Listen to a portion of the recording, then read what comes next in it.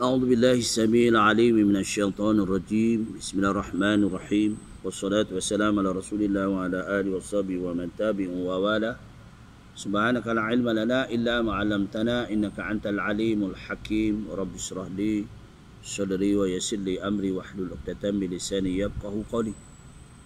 Rabbi yasir wa la tu'assir wa ta'min bil khair. InsyaAllah pada hari ini kita sambungan tentang pelaksanaan solat.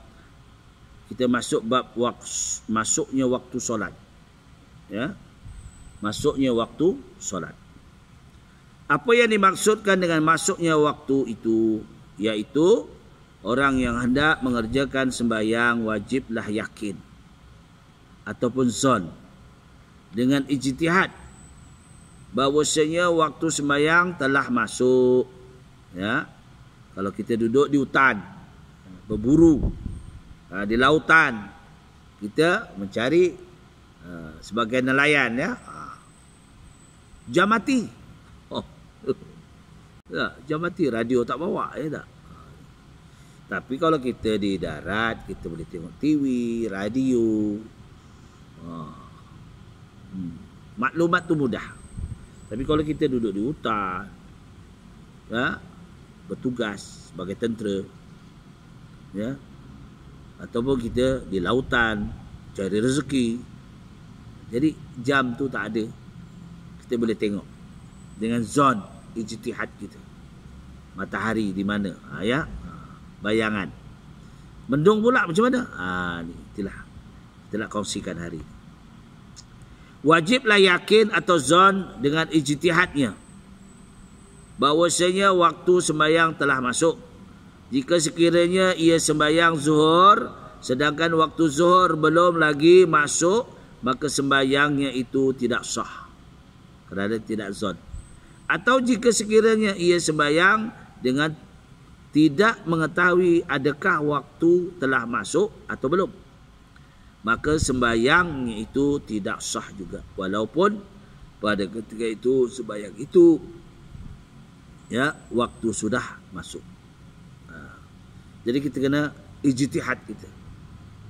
Itu perlulah sebab kita dah jam mati, duduk di tengah laut. Macam mana? Inilah kita tengok matahari. Matahari pula tak ada. Kita agaran macam mana? Ini sebabnya kita kena tahu semua. Takut. Tapi hari ini maklumat ada. Telefon ada. Radio ada. Jadi kemudahan banyak. Baik. Apa yang dimaksudkan dengan zon?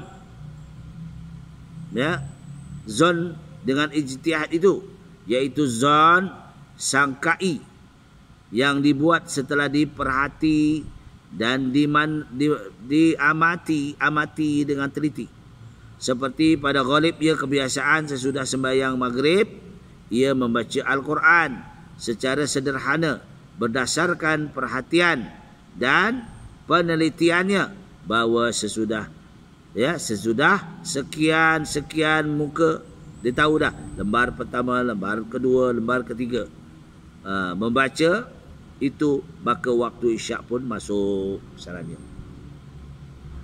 Biasanya dia akan, kalau pagi dia menaikkan solat duha macam ni, dia lepas makan, dalam makan, sebab kita kadang-kadang kita rasa lapar kita. Kalau orang sentiasa lapar je, wallah alam lah, lapar kita. Baik. Kalau dia membaca Quran, dia tahulah maghrib isyak macam mana, dia tahu kadar masanya. Kalau dia membaca Quran secara sederhana berdasarkan perhatiannya, penelitiannya, sudah sekian lama dia buka surat berapa, maka waktu isyak masuklah. Jadi apabila ia selesai membaca Quran, sekian muka itu, maka ia wajiblah memperhatikan dan meneliti kembali adakah bacaannya itu lekas ataupun lambat ataupun sederhana, dan adalah ditegaskan bahawa tiada harus mengerjakan sembahyang dengan semata-mata berpegang kepada perkara yang sedemikian. Ya, dengan ketiadaan ijtihad daripadanya. Kena ijtihad lah. Jihad ni, kehidupan kita kena ijtihad. Macam mana? Kita ijtihad. Kita tak boleh taklid saja. Taklid ya. Kita kena ijtihad. Macam solat Jumaat. Tak cukup 40 orang. Kita ijtihad lah. Habis solat Jumaat, ya, kalau ada jamaah nak sembahyang berjamaah, atau terpulang. Ya. Mungkin ada di antaranya dia sudah cukuplah solat Jumaat. Ya, bagi kita yang ada ilmu, ya, yang kita ada mengikut tuan-tuan guru dulu, kalau tak cukup, kerana sembahyang ini dilakukan sembahyang Jumaat ini syaratnya 40 orang. Kalau tak cukup, kita gantilah dengan 4 rakaat pada zuhur. Sama ada berjemaah atau sembahyang sendiri, kita boleh ijtihad. Masing-masing boleh mempunyai pemikiran pandangan, ya, ilmu. Apa hukum sembahyang orang yang pada zonnya dengan ijtihad bahawa waktu telah masuk, ia pun sembahyang, tetapi kemudian ternyata bahawa ia telah sembahyang sebelum waktunya, ia wajib sembahyang semula. Kalau tu sabit pula, tiba-tiba belum masuk waktu, tiba-tiba dia terdengar azan pula, tu taklah sembahyang semula. Manakala kedudukan sembahyangnya yang telah dilakukan itu ialah jika sekiranya ia sembahyang qada yang sedemikian, maka jadilah ia sebagai ganti sembahyang qada. Allah tak lepaskan gitu. Tengok, sebagai qada dia yang sedemikian, maka sembahyang itu sebagai pembayar qadanya. Dan jika tidak ada qada ke atasnya, maka sembahyang itu sebagai sembahyang sunat sahaja.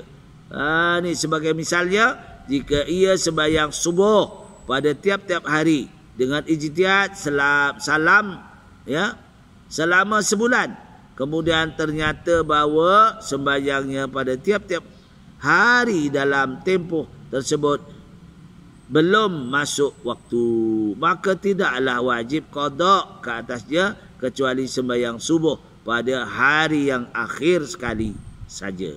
Kerana sembahyang subuh pada tiap-tiap hari itu dengan sendirinya sebagai pembayar qada hari sebelumnya. Qada yang itu je. Ya. Mengapa menghadap kiblat? Apa yang dimaksudkan dengan menghadap kiblat? Iaitu wajib menghadapkan sekalian badannya berbetulan dengan kiblat. Jangan sembahyang, ada kadang orang sembahyang pusing dadanya. Batal ni, dada ni mesti menghadap kiblat. Dada kita mesti menghadap kiblat. Badan kita berdiri menghadap kiblat. Ya. Kalau kita kadang-kadang sembahyang sampai bengkok itu, dadanya kita lari daripada kiblat, itu yang tak boleh. Ketika berdiri, dadanya, mukanya menghadap kiblat.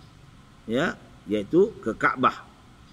Ketika berdiri, ketika duduk, dan jika sebahagian badannya tidak berbetulan dengan kiblat, umpamanya dadanya atau mukanya tidaklah menghadap ke arah kiblat ketika berdiri, ataupun maka sembahyangnya tidak sah. Terutama dada lah, paling tu, tu makruh. Ya, sembahyang tiba-tiba ada bunyi cecak, Allah, tengok cecak, makruh lah.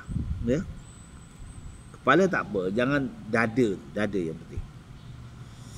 Bagaimana caranya orang yang sembahyang baring atau terlentang menghadap kiblat? Orang yang baring itu wajib menghadapkan dada dan mukanya ke arah kiblat kalau terbaring. Dan orang yang terlentang itu wajib menghadapkan mukanya ke arah kiblat. Ini terlentang, tak boleh, ya, mukanya saja. Maknanya kaki menghadap kiblat. Adakah diharuskan bagi orang yang sembahyang tidak menghadap kiblat dalam perkara tersebut? Diharuskan dalam perkara dua. Pertama, pada sembahyang syaddatul khawf, dalam keadaan sangat takut. Dalam peperangan umpamanya, dia perang, perang, dia pergi sembahyang, dia balik lagi, dalam peperangan. Pada sembahyang sunat dalam perjalanan musafir, Jangan kita sembahyang Allahu Akbar, kita kiblat dah. Allahu Akbar, tiba-tiba dalam kita sembahyang berpindah kalau naik perahu kan, lari. Tak apa, jangan ikut naik. Pindah pula badan kita. Jadi setakat itulah kita masuk bab ya kiblat atau menghadap kiblat. Sekarang itu perkongsian kita, maknanya kita bolehlah menghadap kiblat dengan syarat jangan kita lari daripada dada kita. Kalau kita naik perahu ke, naik bas ke, kita duduk sembahyang kan, atau kapal terbang ke, Allahu Akbar dan menghadap kiblat. Lepas tu bas tu lori sadar lari tu pulang. Sah sembahyang. Jadi setakat perkongsian yang baik pada Allah, mana kekurangan saya mohon maghfirah Allah Taala. Aku di qauli hadza astaghfirullahalazim wa lakum wa billahi taufiq wal hidayah. Wassalamualaikum warahmatullahi wabarakatuh.